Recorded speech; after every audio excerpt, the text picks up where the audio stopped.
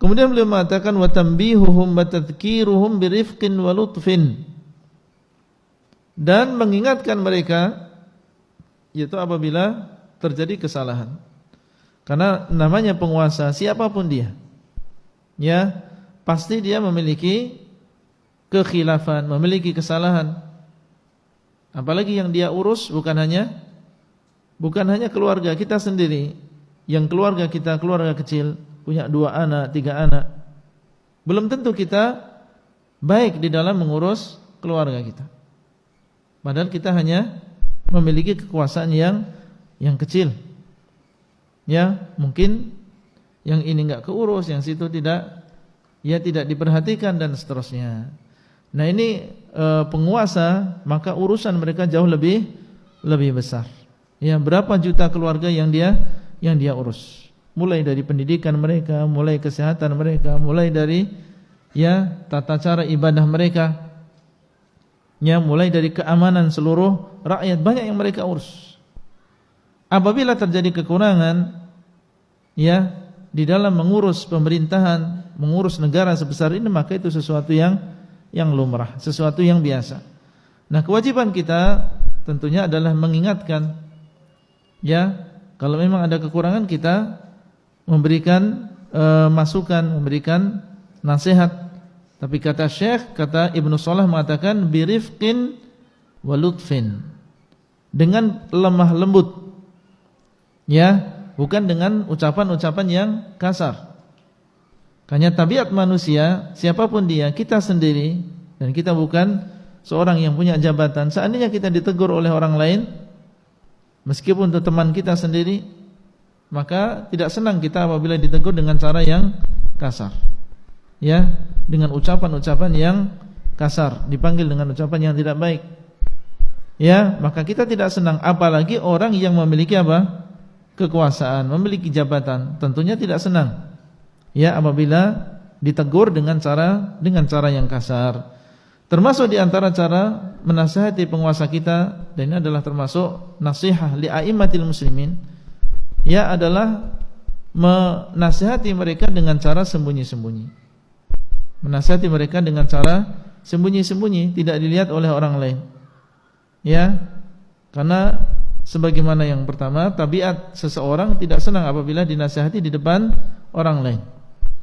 Jangankan anak kita marahi di depan orang lain, dia tidak terima, tidak senang. Tapi kalau kita berdua di kamar, di rumah, maka ini insya Allah lebih mengena. Tapi kalau kita marahi dia di depan teman-temannya, dia merasa terhina. Dia tahu dirinya salah, tetapi kalau dinasihati dengan cara demikian, sulit dan susah bagi dia untuk menerimanya. Apalagi penguasa, seperti yang dilakukan oleh sebagian, mengumbar kesalahan-kesalahan pemerintah di atas mimbar, di atas podium atau di media sosial. Maka ini bukan termasuk nasihat li a'immatil muslimin. Rasulullah sallallahu alaihi wasallam mengatakan, man arada ayyan sahalidi sultan fala yubdi lahu alaniyah wal ya'khudh bi yadihi fa in qubila minhu fadhab wa illa qad adda alladhi alaihi.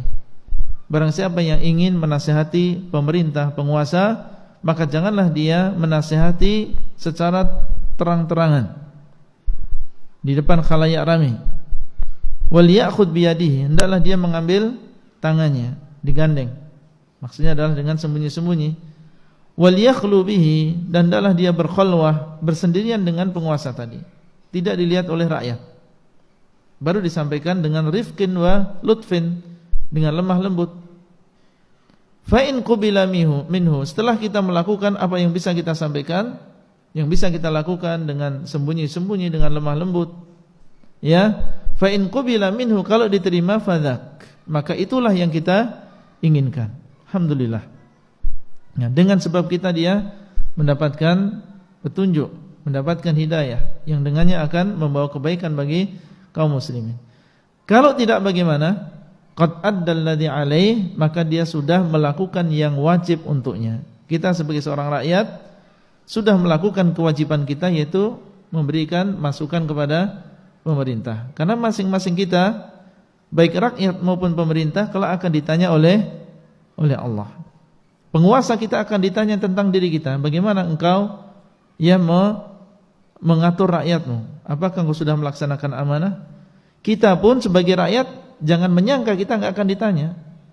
Kita pun akan ditanya bagaimana sikap kita terhadap penguasa kita.